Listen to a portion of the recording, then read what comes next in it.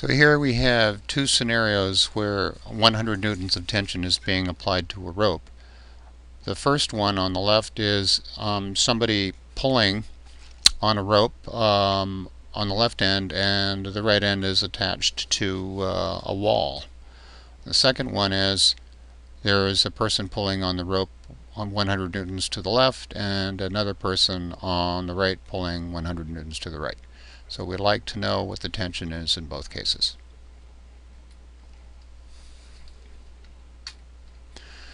So the free body diagram and an analysis of the situation for the first situation is on the top, and the second situation is on the bottom.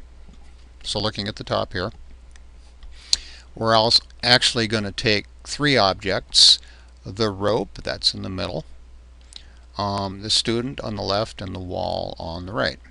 And so the rope is in equilibrium, and so that means that the sum of the forces on the rope has to be 0 by Newton number 2. On the other hand, Newton number 3 allows us to argue that these reaction forces shown by dotted lines are equal in magnitude and opposite in direction. So let's start on the right end of this system and argue that F of R on W is equal to F of W on R. That's a Newton number 3 argument. But because the rope is in equilibrium, we can argue that F of W on R is equal to F of S on R. They're pointing in opposite directions, but the magnitudes are opposite to each other. Then we can argue that F of S on R is equal in magnitude and opposite direction to F of R on S. So the magnitudes aren't popping up here. The signs aren't popping up. It's just the magnitudes, and therefore we can conclude with this Newton number 3, Newton number 2, Newton number 3 argument that F of R on W was equal to 100 newtons. That was our final goal, to find out what F of R on W was.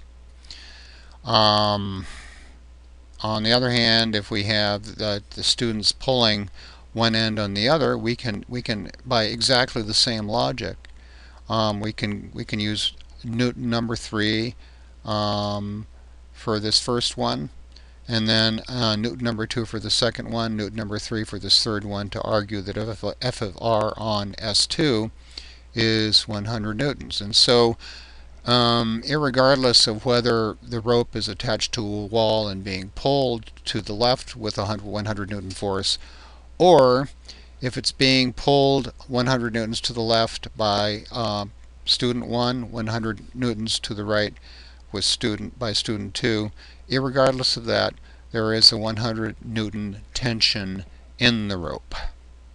And look over this and make sure you understand how Newton number 3 and Newton number 2 are being used here.